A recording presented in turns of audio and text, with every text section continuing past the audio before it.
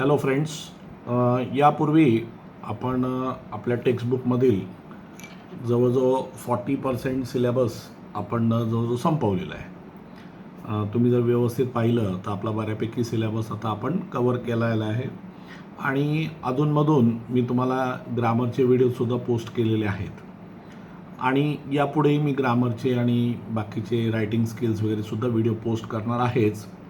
तर आता आपल्याला एक नवीन ॲक्टिव्हिटी म्हणजे आपल्या टेक्स्टबुकमध्ये ज्या ॲक्टिव्हिटीज आहेत, म्हणजे प्रत्येक धड्याच्या आधी आणि प्रत्येक धड्याच्या नंतर ज्या ॲक्टिव्हिटीज आपल्याकडे आहेत त्या ॲक्टिव्हिटी आता आपल्याला सोडवायला घ्यायच्यात. म्हणजे एक एक करून आपण त्या ॲक्टिव्हिटीज आता सोडवणार आहोत, एक एक धड्याची चर्चा करणार आहोत आणि अशा ॲक्टिव्हिटीज की ज्या ऑफलाईनमध्ये म्हणजे घ्याव्या लागतील, की जेव्हा आपण प्रत्यक्ष क्लासमध्ये भेटू त्यावेळेला ज्या घ्याव्या लागतील त्या ॲक्टिव्हिटीज तेव्हाच होतील, कारण ज्या अवघड आहेत, समजायला थोड्या जड आहेत, त्या सगळ्या ॲक्टिव्हिटी आपण नंतर घेणार आहोत.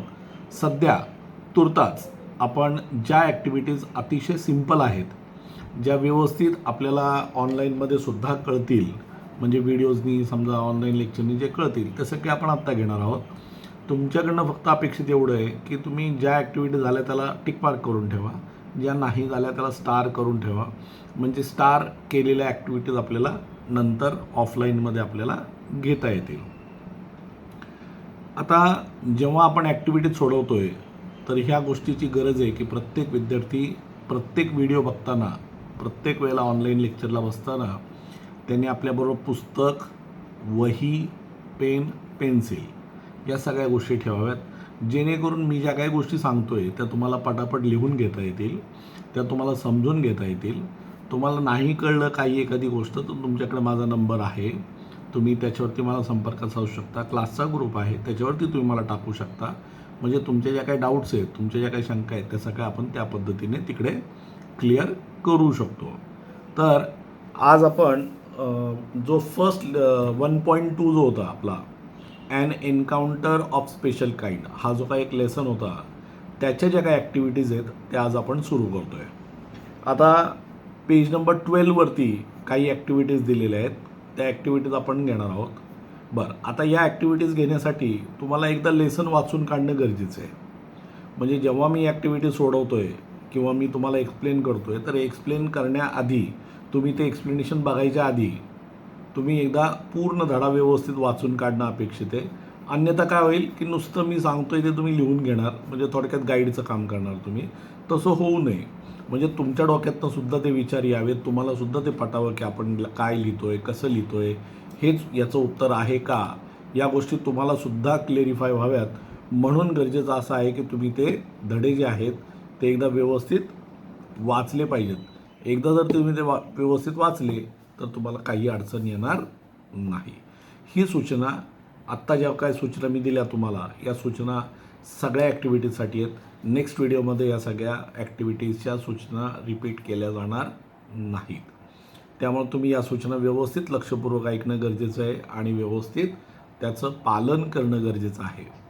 आता सगळ्यांनी पुस्तकाचं पान नंबर 12 जर काढलं तर पेज नंबर 12वरती ॲक्टिव्हिटी नंबर 1 पहा. आता ॲक्टिव्हिटी नंबर 1 जो आहे तर तो आहे state whether you agree or disagree with the following statements, justify your choice with proper reasons. दोन गोष्टी या प्रश्नामध्ये मी तुम्हाला सांगू इच्छितो आहे. एक म्हणजे हे ट्रू ऑर फॉल्स नव्हे. बरेच विद्यार्थी त्याला ट्रू ऑर फॉल्सच्या रूपात सोडवतात, कारण सवय लागलेली असते. स्टेट वेदर जरी पाहिलं तर त्यांना वाटतं की हे ट्रू ऑर फॉल्स आहे आणि ट्रू ऑर फॉल्सच्या पद्धतीने त्याला सोडवायला सुरुवात करतात, पण हे ट्रू ऑर फॉल्स नाही. आता state whether you agree or disagree with the following statements, तुम्ही या स्टेटमेंट्सला ॲग्री आहात किंवा नाही. पण पुढचं जे वाक्य आहे त्यांचं प्रश्नातलं ते जरा जास्त भयानक आहे. ते म्हणजे काय, justify your choice with proper reasons. तुम्ही जे काही उत्तर देताय, तुम्ही जर म्हणताय की हो आय ॲग्री तर का, तुम्ही जर म्हणताय आय डोंट ॲग्री वाय, म्हणजे का, ह्याचं उत्तर तुम्हाला दोन्हीकडे द्यायचं आहे. की तुम्ही ॲग्री करताय तर का करताय, ॲग्री करत नाही तर का करत नाही. म्हणजे तुम्हाला जे काय पटतंय तुमचं उत्तर ते उत्तर तुम्ही या ठिकाणी देणं गरजेचं आहे की तुम्हाला हे कारण पटतंय किंवा नाही पटत. आता पहिलं जे स्टेटमेंट दिलेलं आहे ते नीट वाचूयात आपण. The compound where the writer was living comma rich in nature's bounty. म्हणतात की ज्या ठिकाणी लेखक राहत होते ते ठिकाण नैसर्गिकरित्या अतिशय सुंदर होतं किंवा एक निसर्गरम्य वातावरणात ते घर होतं किंवा नैसर्गिक पाठबळ त्याला होतं, नैसर्गिक गोष्टी त्या आजूबाजूला होत्या. हे तुम्हाला पटतंय का? तर याला तुम्हाला ऑफकोर्स म्हणावं लागेल येस आय ॲग्री. आणि रिझन पण द्यायचं आहे ना आपल्याला. मग तुम्हाला तिथं लिहायचं आहे yes I agree with the statement. प्रत्येक ठिकाणी असं लिहावं लागेल तुम्हाला. Yes I agree with the statement किंवा no I don't agree with the statement किंवा yes I agree with the statement आणि no I disagree with the statement असं तुम्हाला म्हणावं लागेल. तर the compound where the writer was living rich in nature's bounty म्हणजे नेचरचं तिथं सौंदर्य होतं का? तर yes I agree with the statement because the writers house was surrounded by trees, animals, birds, and it was a peaceful place. It was a peaceful, peaceचं spelling PEACE, peace, आणि peaceful place. किंवा तुम्ही असंही म्हणू शकता the compound किंवा the campus. कंपाऊंडपेक्षा campus जास्त चांगलं. The campus was full of trees, birds, animals and it was a peaceful place. एवढं तुम्हाला तिथे लिहावं लागेल. सेकंड काय म्हणले? Holidays provide us an opportunity to read various magazines and story books. म्हणजे सुट्ट्यांमध्ये आम्हाला तिथे एक संधी मिळत होती. कसली? तर provided us an opportunity. Opportunity म्हणजे संधी. To read various magazines and story books. सुट्ट्यांमध्ये आम्हाला भरपूर गोष्टीची पुस्तकं वाचायची संधी मिळत होती. म्हणजे सुट्ट्या होत्या म्हणून आम्हाला ते वाचता येत होतं. तर it is also a true statement. तर तिथं म्हणावं लागेल तुम्हाला yes I agree with the statement. Reason काय? तर we need not go to school, we need not go to classes, we do not have the load of homework and exams. We do not have the load of exams and homework. तर सुट्ट्यांमध्ये तुम्हाला परीक्षेचं tension नसतं, सुट्ट्यांमध्ये तुम्हाला होमवर्कचं tension नसतं, शाळेला जायचं टेन्शन नसतं, क्लासला जायचं टेन्शन नसतं. त्यामुळे तुम्हाला भरपूर वेळ स्टोरी बुक्स वगैरे वाचायला मिळू शकतो. The narrator made a mistake by saving the baby लंगूर. मग बेबी लंगूरला वाचवून लेखकांनी चूक केली होती का? नाही. I disagree with the statement. I disagree with the statement because it was a good thing to save an animal. We should love animal, we should care for animals. So, I do not agree with the statement. आता पुढचं वाक्य म्हणलंय animals can not convey emotions. आता ॲनिमल्सला आपले emotions व्यक्त करता येत नाहीत. मग हे सुद्धा तुम्हाला काय म्हणावं लागेल? डिसॲग्री म्हणावं लागेल. का? तर ॲनिमल आपला राग व्यक्त करू शकतात, आनंद व्यक्त करू शकतात, फक्त ते बोलू शकत नाहीत. तर तिथं तुम्ही लिहू शकता animals can not speak but they can express their emotions through their actions, through their eyes. आणि असं ते एक्सप्रेशन त्यांचं देऊ शकतात. असं काही नाही आहे. राग आला तर ते एखाद्या ते गुरगुरू शकतात, आनंद झाला तर ते इकडं तिकडं आनंदात पळू शकतात, हां आनंदाने ओरडू शकतात, पण फक्त ते बोलू शकत नाहीत ह्युमन बिईंगसारखं. The narrator was 55 years old when this incident occurred. जेव्हा ही घटना घडली तेव्हा लेखक हे 55 वर्षांचे होते. तर हे स्टेटमेंट सुद्धा काय चुकीचं आहे. तर इथं जास्त काही लिहायची गरज नाही आहे. इथं फक्त एवढंच लिहायचं की it is mention in the book that writer was 15 years old. So I disagree with the statement. कारण पुस्तकात दिलेलं आहे ना, आय वॉज 15 years ओल्ड असं दिलेलं आहे स्पष्ट. आणि असं पण दिलं आहे की ही घटना 55 वर्षापूर्वी घडलेली आहे. लेखक 55 वर्षांची असताना नाही घडलेली. लेखक म्हणतात की 55 वर्षांपूर्वी ही घटना घडलेली आहे. So it is wrong statement. So I disagree with the statement. अशा पद्धतीने हे 5 जे प्रश्न होते ते आपण सोडवलेले आहेत, ज्याच्यामध्ये पहिले 2 ॲग्री आहे आणि तिसरे म्हणजे पुढचे 3 जे आहेत ते डिसॲग्रीवाले स्टेटमेंट आहेत. आता नंबर 2 प्रश्न बघा. नंबर 2 मध्ये काय म्हणलंय, match the phrases given in group A with their meanings in group B. म्हणजे ए मध्ये तुम्हाला फ्रेजेस दिलेले आहेत आणि बी मध्ये त्याचे मिनिंग्स दिलेले आहेत. आता जे आपल्या टेक्स्टबुकमध्ये जेव्हा आपण धडा पाहतो तर धड्याच्या साईडला काही मिनिंग्स दिलेले असतात. या प्रकारचे जे प्रश्न असतात यांची बहुतांश उत्तर आपल्याला तिथे सापडतात. म्हणजे तुम्ही जर लक्षपूर्वक ते वाचली तर ते पुस्तकामध्ये सुद्धा थोडेसे डार्क लेटर्समध्ये लिहिलेले असतात आणि जेवढे शब्द तिथं डार्क लेटरमध्ये लिहिलेले असतात त्याचा शेजारी मिनिंग आपल्याला अर्थात शेजारी सापडतं. तर या ठिकाणी सुद्धा काय केलंय, तर असे काही फ्रेजेस दिलेले आहेत की ज्यांचं मिनिंग आपल्याला शोधायचं आहे, ज्यांचं मिनिंग आपल्याला सांगायचं आहे. आता जे पहिलं आहे त्याच्यामध्ये काय म्हणलंय, to be a part and parcel of. आता तुम्हाला जर मी धडा ज्या वेळेला शिकवला होता त्याचे जे व्हिडिओज पाठवले होते तर तुम्ही पाहिलं असेल. To be a part and parcel of म्हणजे मी सांगितलं होतं जीवनाचा एखादा अविभाज्य घटक बनून जाणे. म्हणजे जसे आपल्याला एखाद्या गोष्टी सवय होऊन जाते त्याला आपण म्हणतो to be a part and parcel of our life.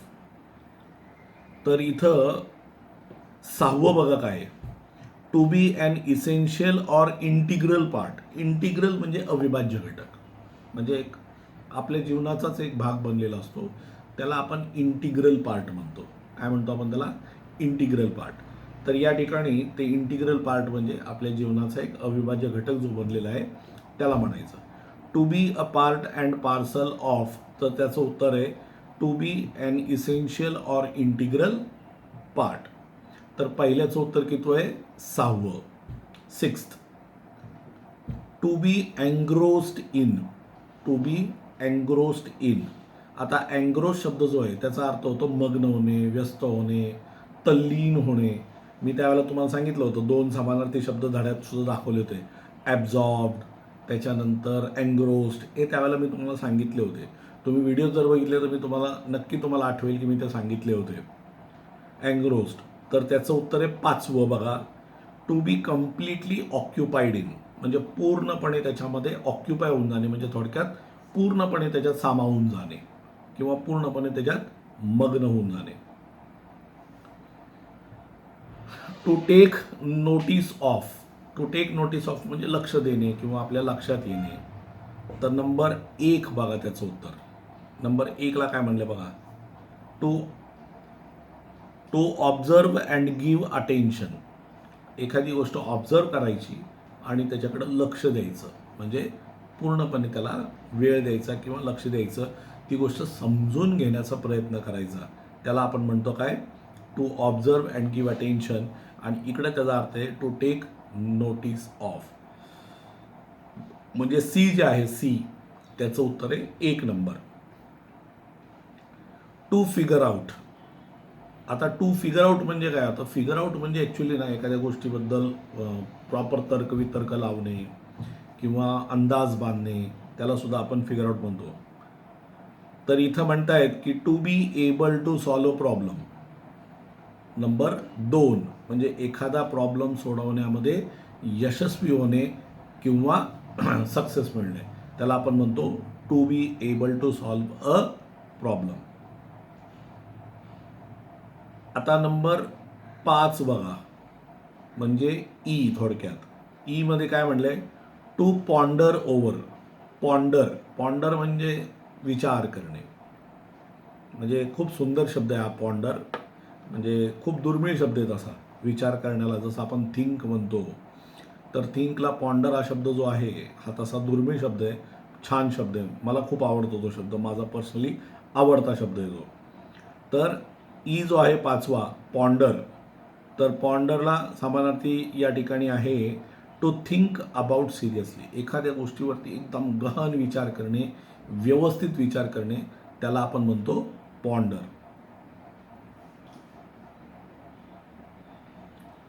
आता पुढचं जे आहे एफ, एफला म्हणले to be overwhelmed by.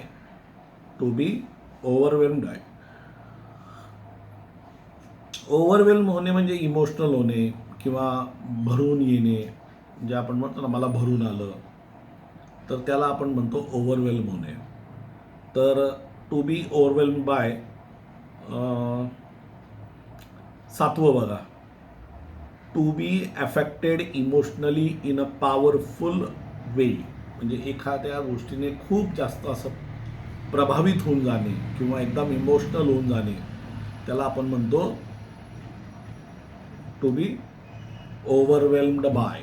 Overwhelm हा शब्द महत्त्वाचा आहे. ओव्हरवेल्मचा अर्थ होतो एकदम असं भावूक होऊन जाणे. नेक्स्ट आहे in a flash. In a flash म्हणजे क्षणार्धात. म्हणजे कॅमेऱ्याचा फ्लॅश कसा असतो तुम्ही बघितला, असा लागतो लगेच बंद होतो, आपल्याला कळत पण नाही तो कधी लागला. बऱ्याच वेळा फोटो काढताना तो फ्लॅश आल्यामुळं पण लोकांचे डोळे बंद होतात आणि मग फोटो घाण होतात. आता तर नवीन टेक्नॉलॉजी आल्यात समजा, तर त्याच्या काही सिस्टम्स थोड्याशा बॅकडेट होत चाललेल्या आहेत. परंतु फ्लॅश म्हणजे क्षणार्धात, म्हणजे in a fraction of seconds आपण म्हणू शकतो. मग 8 नंबर जो आहे व्हेरी क्विकली, तो त्याचा समानार्थी शब्द आहे. कुठला? Very quickly. To find a solace. To find a solace म्हणजे सोलस या शब्दाचा अर्थ होतो कुठंतरी अशी मनशांती लाभणे किंवा एकदम असं प्रसन्न वाटणे. थोडक्यात म्हणजे असं रिलॅक्स, आजच्या तुमच्यासारख्या भाषेने चिल, एकदम व्यवस्थित असं एकदम शांत वाटणे. तर थर्ड वन बघा, आता अर्थात तेवढंच राहिलेले, बाकी सगळे झालेत. म्हणजे शेवटचं उत्तर तर सगळ्यांना सांगणं सोपं असतं, कारण बाकी काही राहिलेलं नसतं, तेच उत्तर असतं. तर 3 मध्ये म्हणलंय टू फाइंड अ सोलस, त्याचं म्हणलंय to find comfort and peace. Comfort म्हणजे एकदम शांती, पीस म्हणजे शांती, आणि कम्फर्ट म्हणजे एकदम आराम. म्हणजे कुठल्याही प्रकारचा डोक्याला ताप नाही, मनस्ताप नाही, कुठलंही टेन्शन नाही, काही नाही, त्याला आपण म्हणतो टू कम्फर्ट अँड पीस. मित्रांनो, एकदा मी उत्तर रिपीट करतो आणि तुम्ही ते व्यवस्थित लिहून घ्या. नंतर तुम्ही ते नोटबुकमध्ये व्यवस्थित उतरून काढा. एचं 6th वन, बीचं 5th वन, सीचं 1st one, डीचं 2nd, ईचं 4th, एफचं 7th, जीचं 8th आणि एचचं 3rd. ही आपली उत्तरं आहेत. आता पुढचा जो प्रश्न आहे थर्ड, त्याला तुम्ही तुमच्या मनाने लिहायचं असं म्हटलंय. तुम्ही लिहिण्याचा प्रयत्न करालच, नाही जर जमलं तर मी तुम्हाला त्याची उत्तर आपण डिस्कस करूयात. तरी एकदा आपण ते प्रश्न वाचून घेऊयात. त्याच्यामध्ये काय म्हटलंय, why did the narrator ignore the barking of dogs. कुत्र्यांच्या भुंकण्याकडं लेखकांनी लक्ष का दिलं नाही. तर असं गरजेचं नाही आहे की it is not necessary that every time the dogs bark we go out and we see. Because एखादी गाडी आली तरी कुत्रे भुंकत जातात ना. If a passer by passes away still they are barking. तर त्याच्यामुळे सुद्धा ते भुंकत असतात. त्यामुळं the writer did not take it necessary when the dogs were barking. बाकी तुम्ही मनाने लिहा, मी एक आयडिया दिली फक्त तुम्हाला. Why did mother langur make no effort to grab her baby from the coop. म्हणजे जेव्हा ती आई त्या रूफवरनं बघत होती की त्या कूपमध्ये त्या बाळाला ठेवले आणि त्याला खाऊ पिऊ घातलं जाते सगळं तिने पाहिलं, तर तिने तिथून त्या बाळाला उचलण्याची घाई का केली नाही. तर याचं उत्तर खूप छान असं देता येईल तुम्हाला. Because she noticed that her baby was made no harm by the writer or his parents. The baby was not made any harm bye writer and its parents. He was taken care and he was given something to eat. तर हे उत्तर तुम्हाला देता येईल. आता पुढचा जो प्रश्न आहे, नेक्स्ट क्वेश्चन जो आहे, तो नेक्स्ट क्वेश्चन आहे की तुम्हाला क्रमबद्धतेने लावायचं आहे की सगळ्या ज्या घटनाक्रम आहे त्या घटनाक्रमाला त्या पद्धतीने तुम्हाला अरेंज करायचं आहे की पुस्तकामध्ये कुठली इन्सिडेंट कधी घडली. म्हणजे थोडक्यात तुम्हाला एक स्टोरी फॉर्म करायची, लिहायची नाही आहे स्टोरी. म्हणजे तुम्हाला असं काय ते परीक्षेमध्ये स्टोरीच्या बाबतीत लिहायचं नसतं. परीक्षेत काय 3-4 वाक्य दिले असतात, ते फक्त तुम्हाला मागे पुढे करायचे असतात. तुम्हाला तिकडे स्टोरी नसती बनवायची, तुम्हाला फक्त ते क्रमबद्धतेने तुम्हाला फक्त अरेंज करायचे असतात. आता आपण हे जे काही वाक्य आहेत ही एकदा बघून घेऊयात आपण. आता याच्यात वाक्य काय काय आहेत बघा.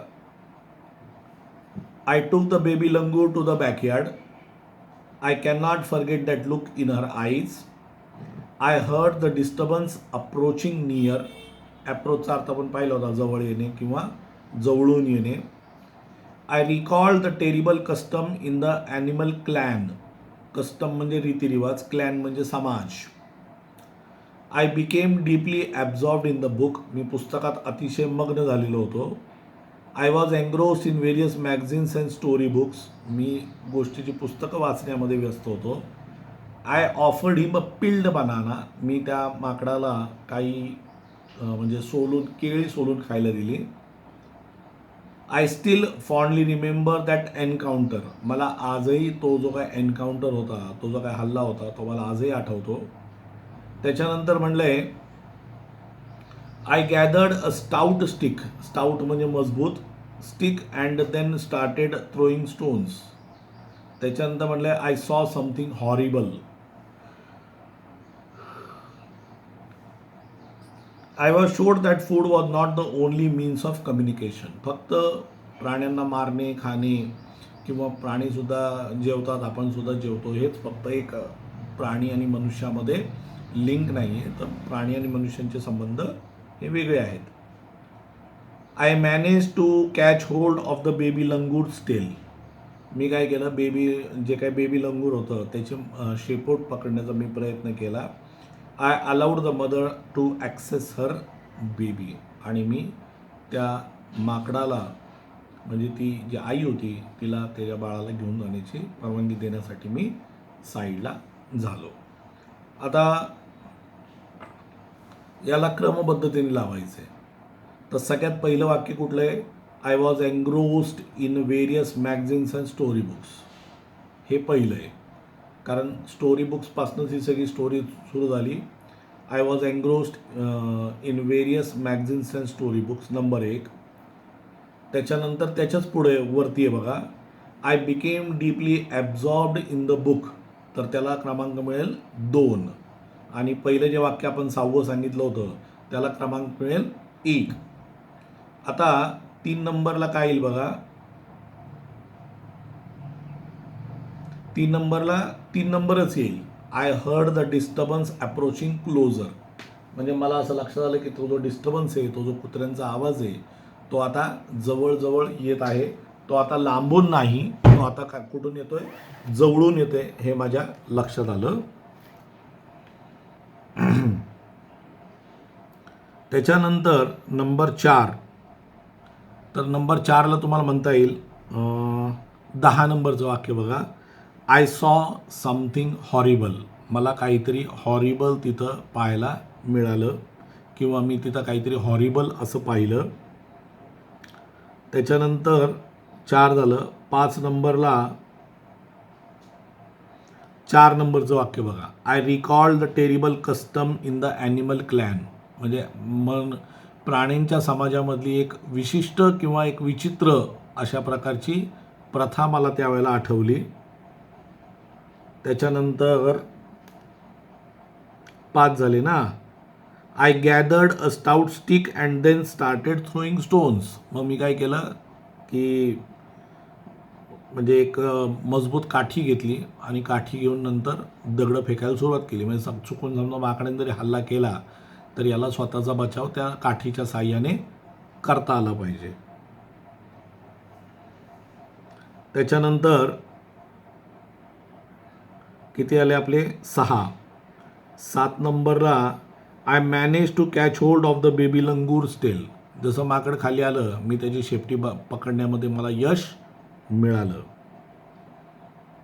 त्याच्यानंतर 7 झालं. 8 I took the baby langur to the backyard. मी त्या माकडाच्या जो पिल्लू होतं त्याला घेऊन मी माझ्या मागच्या अंगणामध्ये गेलो. I offered him a peeled banana. पुढचं वाक्य काय? मी त्याला सोललेली केळी खाया दिली. 10 नंबरला I allowed the mother access to her baby. मी त्या माकडाच्या म्हणजे आई जी होती तिला त्या बाळाला घेऊन जाण्यासाठी बाजूला सरकलो, तिला तिथं येऊ दिलं. I cannot forget that look in her eyes. आणि त्या माकडेंनी जी काय कृतज्ञता व्यक्त केलेली होती ती मी कधीही विसरू शकत नाही. हे झालं 11वं. I was showed that food was not the only means of communication. हे झालं तुमचं 12वं वाक्य, की मनुष्य आणि प्राणी याच्यामध्ये फक्त खाणे हा एक फक्त माध्यम नव्हे किंवा एवढंच एक लिंक नव्हे किंवा फक्त एवढीच साम्यता नव्हे. 13 I still fondly remember that encounter. आणि मला आजही ती घटना व्यवस्थित पद्धतीने आठवते. आता हे आपण क्रमबद्धतेने लावलेलं आहे. आता याचे क्रम पुन्हा एकदा मी तुम्हाला सांगतो म्हणजे तुम्हाला ते व्यवस्थित क्रमबद्धतेने तुम्हाला वहीमध्ये लिहून घेता येतील. फक्त स्टोरी टाईप लिहू नका त्याला, म्हणजे वाक्याला वाक्य वाक्याला वाक्य असं जोडू नका, क्रमबद्धतेनेच लिहा त्याला. पहिलं आहे 6, त्याच्यानंतर 5, 6, 5, 3, 6, 5, 3, 10, 4, 10 नंतर 4, त्याच्यानंतर 9, 9 नंतर 12, त्याच्यानंतर 1, त्याच्यानंतर 7, त्याच्यानंतर 13, त्याच्यानंतर 2 आणि त्याच्यानंतर 11 आणि शेवटी 8 नंबर म्हणजे 13. या पद्धतीने याचा क्रम आहे. जर समजला नसेल तर तुम्ही व्हिडिओ पॉज करून किंवा रिव्हर्समध्ये जाऊन तुम्ही परत ऐकू शकता. हां, तसं जर क्रम पद्धतीने सांगितलं झालं तर जे पुढची चौकट आहे तिथं तुम्ही लिहू शकता 8, 11, 3, 5, 2, 1, 9, 13, 6, 4, 12, 7, 10. नंतर तुम्ही ते क्रमपद्धतीने लावून घ्या. आता पुढचा प्रश्न बघा. Discuss the following and write about it in your own words in 5 to 6 lines. 5 ते 6 ओळींमध्ये तुम्हाला या प्रश्नांची उत्तर लिहायची आहे. आता हे पर्सनल रिस्पॉन्स क्वेश्चन आहेत, म्हणजे तुमच्या पॅसेजमध्ये जो ई टाईप क्वेश्चन असतो ज्या ठिकाणी तुम्हाला स्वमत मांडायचं असतं, हे ती उत्तर आहेत. स्वमत म्हणजे स्वमतच येते, तिथं कुठलंही ऑब्जेक्शन नसतं, तिथं कुठलीही शंका कुशंका आशंका नसते. हे तुमचं मत आहे, बाकीच्यांचं मत नव्हे. त्यामुळे तुम्ही तुमचं मत चुकीचंही असू शकतं, तुमचं मत चांगलंसुद्धा असू शकतं, तुमचं मत योग्य अयोग्य कसंही असू शकतं. ह्याला कोणाचंही बंधन नाही. What would you do if you found and injured bird while returning from your school. तुम्हाला जर रस्त्यातनं येताना एखादा इंजर्ड बर्ड दिसला, जर एखादा जखमी पक्षी तुम्हाला जर दिसला, म्हणजे एखादा पक्षी तुम्हाला दिसला की जो जखमी झालेला आहे किंवा ज्याला मार लागलेली आहे किंवा तो बेशुद्ध पडलेला आहे, अशा अवस्थेत तुम्हाला जर एखादा पक्षी दिसला तर त्या क्षणी किंवा त्या मोमेंटला तुम्ही काय कराल, म्हणजे तुमची ॲक्शन त्यावेळेला काय असेल, असं या ठिकाणी लेखक विचारत आहेत की तुम्हाला जर एखादा प्राणी किंवा एखादा पक्षी अशा अवस्थेत दिसला तर तुम्ही त्यावेळेला काय कराल. म्हणजे तुम्ही त्याला त्याच्याबद्दल तुमची जी ॲक्शन असेल किंवा तुमची जी कृती असेल ती काय असेल.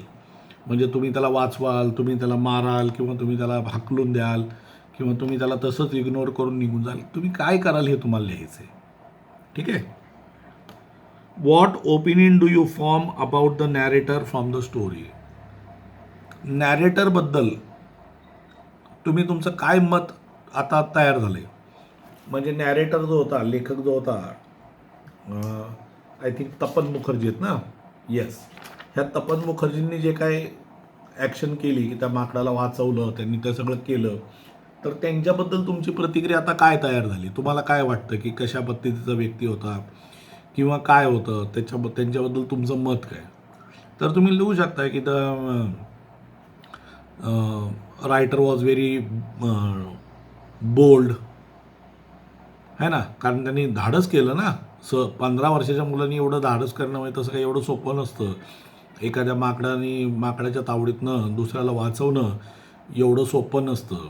साधं कुत्रं आलं की लोक पळून जातात.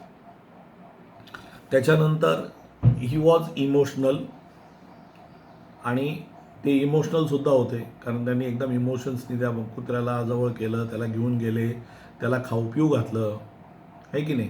तर ते सुद्धा केलं त्यांनी. आणि त्याच्यानंतर त्याच्यावरती हक्क न जमावता त्यांनी त्या आईला त्यांचं लेकरू परत देऊन टाकलं. तर ते सुद्धा तुम्ही लिहू शकता की he was not greedy or he did not want to keep the monkey with him, असं सुद्धा तुम्ही लिहू शकता. तर या दोन्ही प्रश्नांची उत्तरं तुम्हाला स्वमताने द्यायची. ती स्वमताने तुम्ही लिहू शकता.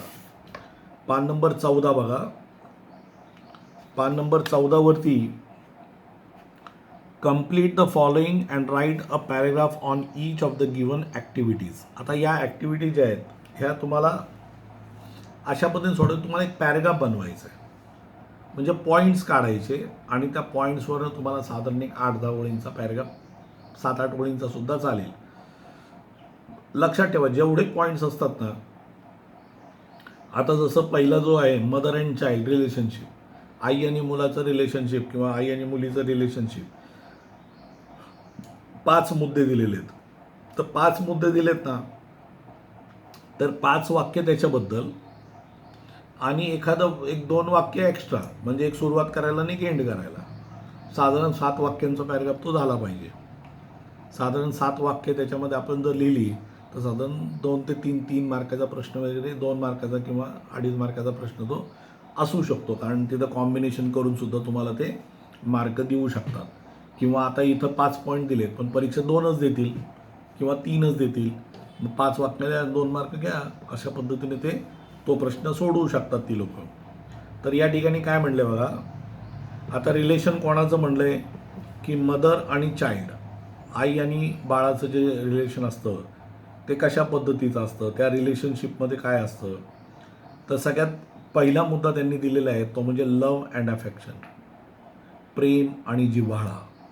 प्रेम आणि जिव्हाळा तर प्रत्येक आई आणि मुलामध्ये असतोच. म्हणजे जगातली जर सगळ्यात जवळची व्यक्ती तशी कुणी असेल तर ती आईच असते. तर लव आणि अफेक्शन हे प्रत्येक आई आणि मुलामध्ये असतं. त्याच्यानंतर एक प्रोटेक्शन असतं. प्रोटेक्शन म्हणजे काय, तर आई आपल्याला नेहमी प्रोटेक्ट करते ना. आई आपल्याला नेहमी काय करते, प्रोटेक्ट करते, आपल्याला संरक्षण देते. जेव्हा आपण लहान असतो तेव्हा आपल्याला काय कळत नसतं, तेव्हासुद्धा आपल्याला संरक्षण किंवा आपलं सगळं कोण करत असतं, आईच करत असते. तर ती आपल्याला काय करते, संरक्षण देते. शेअरिंग. आता शेअरिंग 2 प्रकारचे असतात. शेअरिंग म्हणजे एक असतं विचारांचं शेअरिंग आणि दुसरं एक शेअरिंग असतं ते म्हणजे आपल्याकडे असलेल्या वस्तूंचं शेअरिंग. म्हणजे आई असं कधी नाही करत की 3 चपात्या आहेत, तुम्हाला भूक आहे तर ती स्वतः खाईल, तुम्हाला नाही देणार. मग तुम्हाला एकच दिलं, अर्धीच दिलं आणि बाकीचे ती खाईल, असं कधी होत नाही. ती आधी आपल्याला खायला देते, नंतर ती खाते. आणि कदाचित त्यावेळेला मग आपलाही प्रयत्न असतो की आपल्याला कमी देऊन तिन्ही जास्त खाव्यात. म्हणजे हे दोन्हीकडनं असतं शेअरिंग. तर शेअरिंग असतं sharing of thoughts and positions. Understanding, एक समजूतदारपणा असतो. आई आपल्याला समजून घेते, आपण आईला समजून घेतो. बहुतांश वेळा आईच आपल्याला समजून घेते. आपण कदाचित कधी कधी त्यात कमकुवत होतो, कमकुवत पडतो किंवा आपली विचारसरणी ते मान्य करत नाही. पण आई मात्र नेहमी आपल्याला समजून घेण्याचा प्रयत्न करत असते. रिस्पॉन्सिबिलिटी. रिस्पॉन्सिबिलिटी म्हणजे जबाबदारी. तर आई ही नेहमी आपली जबाबदारी पूर्ण करत असते. आपण सुद्धा आपली जबाबदारी पूर्ण करावी. आपण सुद्धा आपल्या कर्तव्याला जागावं आणि या सगळ्या गोष्टी प्रॉपर मेंटेन कराव्यात. तर या ठिकाणी म्हणजे रिस्पॉन्सिबिलिटी. तर आईकडं आपली रिस्पॉन्सिबिलिटी असते आणि आपण एकदा थोडे मोठे झालो की आपल्यावरती आईची रिस्पॉन्सिबिलिटी असते, जी आपण फॉलो करायला पाहिजे, जी आपण मेंटेन करायला पाहिजे. तिला कधीही कुठल्याही गोष्टीची कमतरता भासू नये या गोष्टीचा प्रयत्न हा आपण केला पाहिजे. तर 5 पॉईंट आपण काढलेले तिथं. एक त्यातला त्यांनी दिलेला होता तो म्हणजे लव्ह अँड अफेक्शन. दुसरा आपण काढला प्रोटेक्शन. तिसरा आपण काढला शेअरिंग. चौथा आपण काढला अंडरस्टँडिंग आणि पाचवा आपण काढला रिस्पॉन्सिबिलिटी, जबाबदारी. ठीक आहे. तसंच इंजोर्ड ॲनिमल. आता एखादा जो इंजॉर्ड ॲनिमल असतो त्याला तुम्ही कशा पद्धतीने मदत कराल. म्हणजे एखादा प्राणी, जसं आत्ता तो प्रश्न विचारलेला होता की तुम्हाला जर रस्त्याला एखादा प्राणी जर दिसला तर तुम्ही काय कराल, म्हणजे तुम्ही त्याला कशा पद्धतीने तुम्ही त्याची मदत करण्याचा प्रयत्न कराल हे त्या ठिकाणी विचारले. तर आता रस्त्याला जर दिसला तर तुमच्याकडे फर्स्ट एड बॉक्स नसतो, पण घराच्या आजूबाजूला जर दिसला तर आपल्या घरामध्ये नॉर्मली फर्स्ट एड बॉक्स असतो. तर आपण काय करू, त्याला फर्स्ट एड देऊ शकतो. दुसरं पाणी देऊ शकतो किंवा काहीतरी खायला प्यायला देऊ शकतो. तो पॉईंट त्यांनी ऑलरेडी दिलेला आहे. म्हणजे तो पॉईंट त्यांनी ऑलरेडी दिलेला आहे. या ठिकाणी प्राणी जर कुठं उन्हात असेल किंवा पावसात असेल तर तुम्ही त्याला शेडमध्ये नेऊन ठेवू शकता, जेणेकरून त्याला सावली मिळेल, पावसापासून संरक्षण होईल. अशा ठिकाणी त्याला नेऊ शकता. समजा रस्त्याला पाऊस पडतो आणि तो इंजोर्ड झाला आहे, तर आपली जबाबदारी पहिली काय की त्याला उचलून आपण एखाद्या शेडखाली त्याला झोपवावं. किंवा जर ऊन असेल खूप प्रचंड, तर त्या उन्हामध्ये तो जर पडलेला असेल तर त्याला उचलून आधी आपण काय करावं, सावलीमध्ये न्यावं आणि त्याला सावली द्यावी की बाबा तू इथं बस, म्हणजे तुला त्या उन्हाचा तरी ॲटलीस्ट त्रास होणार नाही. म्हणजे जखमेचा त्रास होतो आहे किंवा बाकी त्रास होतो आहे, त्या उन्हाचा किंवा त्या पावसामुळे ती जखम किंवा तो त्रास वाढू नये म्हणून आपण त्याला काय करू शकतो, ती प्रॉपर स्पेस आपण त्याला देऊ शकतो. आता पहिला पॉईंट त्यांनी तो जो दिलेला आहे तोच परत म्हणजे तो एक पॉईंट त्यांनी दिलेला आहे, प्रोव्हाइड वॉटर फूड. त्याला आपण वॉटर किंवा फूड देऊ.